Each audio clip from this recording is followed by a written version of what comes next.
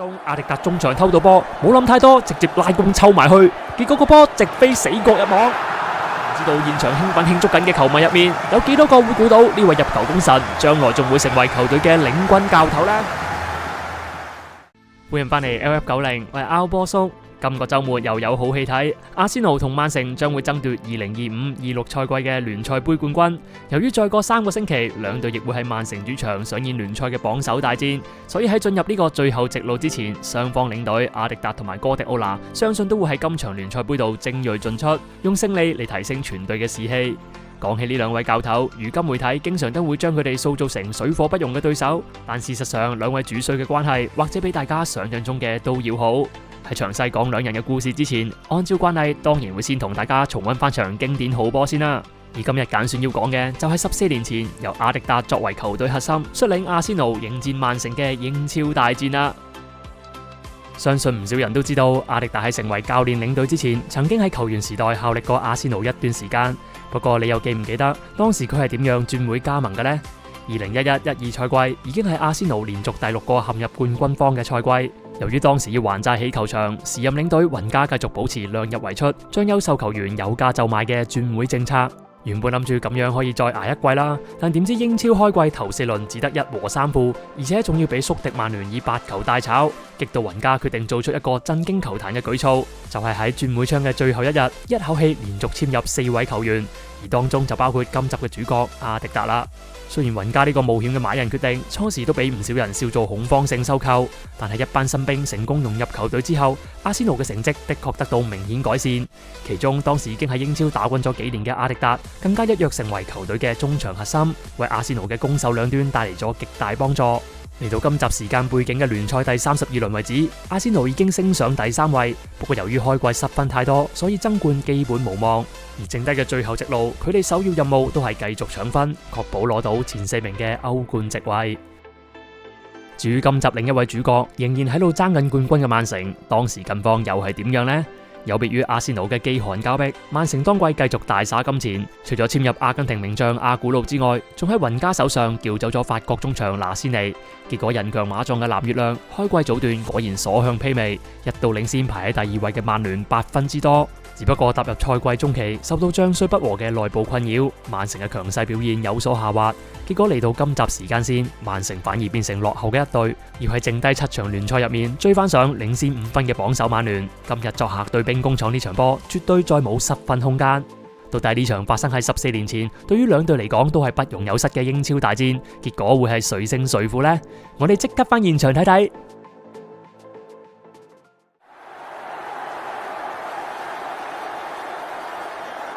陣容方面，主場出擊嘅阿仙奴由領隊雲加排出4-3-3陣式，門將係斯薩斯利，4個後防由左至右分別係基比斯、華美倫、高斯尼同埋沙格拿。而今日鎮守中路嘅2位中場將會由桑治同埋現任阿仙奴領隊阿迪達出任。最後前場進攻核心除咗有路斯基之外，仲有由班拿約、沃確特同埋隊長雲貝斯組成嘅3叉戟。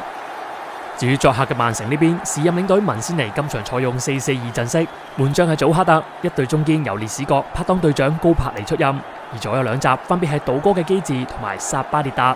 中場方面，耶耶托尼同埋巴里會拍檔打雙防中，而另一位倒戈嘅球員拿仙尼同埋體力充沛嘅詹士米拿就被擺放喺左右兩翼嘅位置。最後肩負起入波重任嘅雙箭頭，除咗有新加盟嘅阿古路之外，仲有充滿個人魅力嘅巴神巴洛迪利。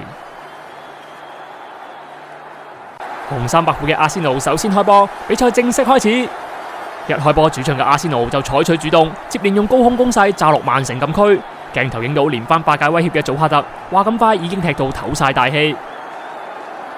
第8分鐘，沙格拿邊路傳中被解圍不遠，魯斯基接應隊友二傳，凌空窩里射中守衛彈出。換個角度再睇，呢球如果唔係射中人，應該都會相當具威脅。第15分鐘，繼續係阿仙奴攻勢，雲佩斯近門頭槌差啲得手，慢鏡睇翻，原來係華美倫幫手護咗空門，所以祖克特都即時同佢講翻聲唔該。直到第25分鐘，曼城呢邊先至搏到第1個角球攻勢，巴洛迪利無人看管之下射向遠處，不過8屆先前企滿晒人嘅阿仙奴亦都有驚無險，順利將個波大腳解圍。開始企翻穩陣腳嘅曼城，隨後一次快速反擊，差啲偷到雞。好在斯薩斯利反應夠快，及時出迎將個波一腳清走。隨後一段時間，雙方陷入咗膠着狀態，兩邊都冇再創造到威脅嘅埋門。結果上半場嘅比賽就喺氣氛高開低走嘅情況下結束，雙方暫時打和0-0，勝負要留待換邊之後先至再有分曉啦。不過喺睇下半場之前，希望可以先俾個 like 同埋撳個訂閱。如果想睇新片預告同埋更多足球資訊嘅，就記得 follow 埋 LF90嘅 IG 啦。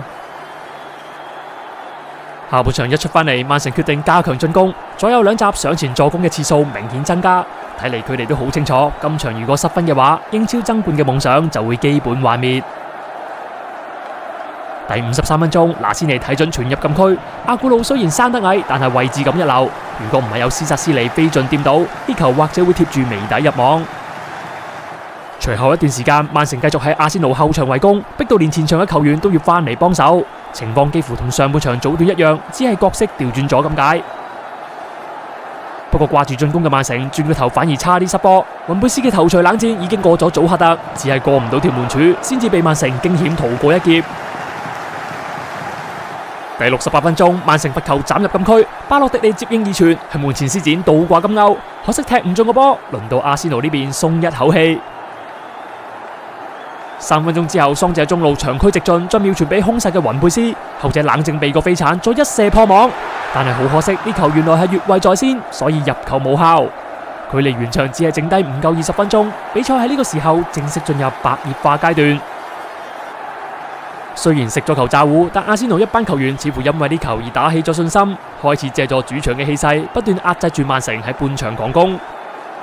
第76分鐘，禾確特接應沙格蘭妙傳，撞射擊中門柱彈出，華美倫補射塔 Q 變二傳，可惜老司機嘅射門又被列史葛擋到，阿仙奴再一次同入球擦身而過。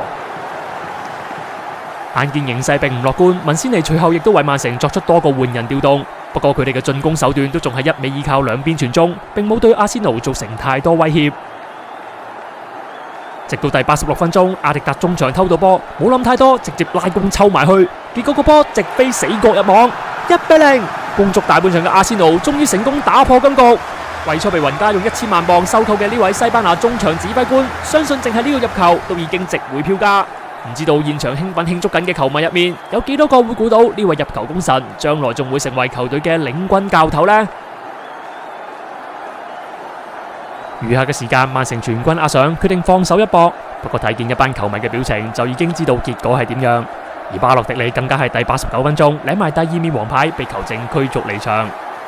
大勢已去嘅曼城，補時階段被阿仙奴打高速反擊。後備入替嘅艾朗南斯雖然避過咗防守，但施展嘅藍天射門浪費晒之前所做嘅一切功夫。唔知道大家有冇印象？當年艾朗南斯有個死神嘅稱號，因為每次入完波，第2日就會有世界名人離世。睇嚟呢晚全世界嘅名人都可以瞓翻個好覺啦。最終比賽塵埃落定，阿仙奴喺主場憑住阿迪達嘅入球一戰定江山，喺爭奪前4嘅路上打下咗一支強心針。兩隊嘅後續發展係點？我哋轉個頭再講。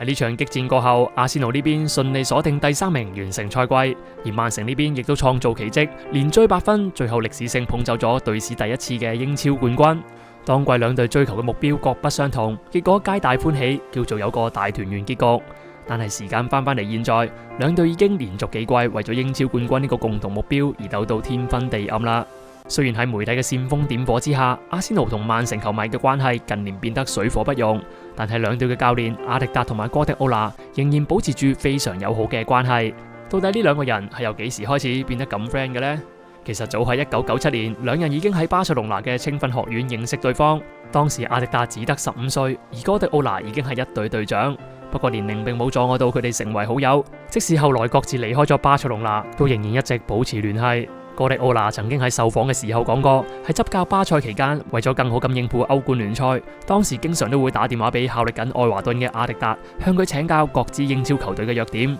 或者係呢種互動令哥迪奧拿發現咗阿迪達嘅教練潛質。所以當阿迪達宣布退役之後，哥迪奧拿就馬上邀請對方加入自己嘅教練團隊。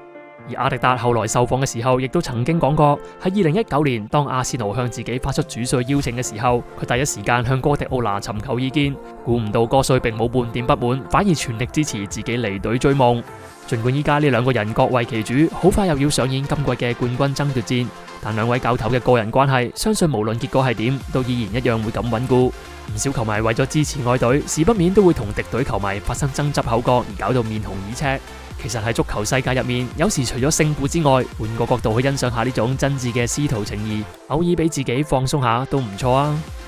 今集嚟到呢度就吹雞完場啦，歡迎留言分享你哋嘅回憶同埋睇法。我係 R 波叔，我哋下集再見。